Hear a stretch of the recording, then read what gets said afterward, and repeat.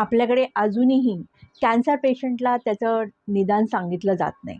मला हे जाणवतंय की कॅन्सर पेशंटच्या नातेवाईकांना ही चिंता असते, जर त्या पेशंटला त्याचं डायग्नोसिस कळलं तर माहीत नाही त्याच्यावर काय परिणाम होईल.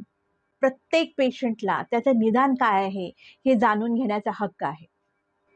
तुम्ही कॅन्सर रुग्णाला किमोसाठी घेऊन जाताय, रेडिएशनसाठी घेऊन जाताय, त्याचे इन्व्हेस्टिगेशन्स करताय, त्याला कळणार की आपल्याला कॅन्सरची ट्रीटमेंट चालू आहे.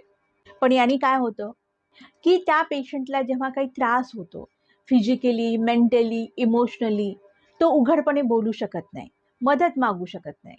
तो मनातल्या मनात विचार करत राहतो आणि शांत बसतो. त्याला हे जाणून द्यायचं नसतं की मला माझ्या आजाराचं निदान कळलेलं आहे. त्यामुळे काय होणार, त्याचं फिजिकल, मेंटल, इमोशनल हेल्थ बिघडणार. तुम्ही त्याला प्रॉपर मदत करू शकणार नाही आणि तो तुमच्याकडून प्रॉपर मदत घेऊ शकणार नाही. त्यात अजून एक प्रॉब्लेम आहे.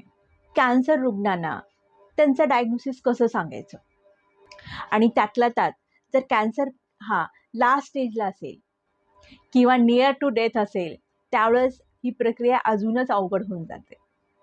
हॉस्पिटल्समध्ये ऑन्कोलॉजिस्टसोबत सायकोथेरपिस्ट, काउन्सिलरसुद्धा असतात.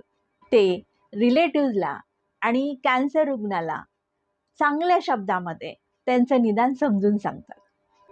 पण जेव्हा कॅन्सर रुग्णाला त्याचं निदान कळतं, आपल्यासाठी काय चांगलं आहे, काय नाही, आपण काय करावं, नाही करावं, ह्याच्या बाबतीत तो एकदम पर्टिक्युलर होतो.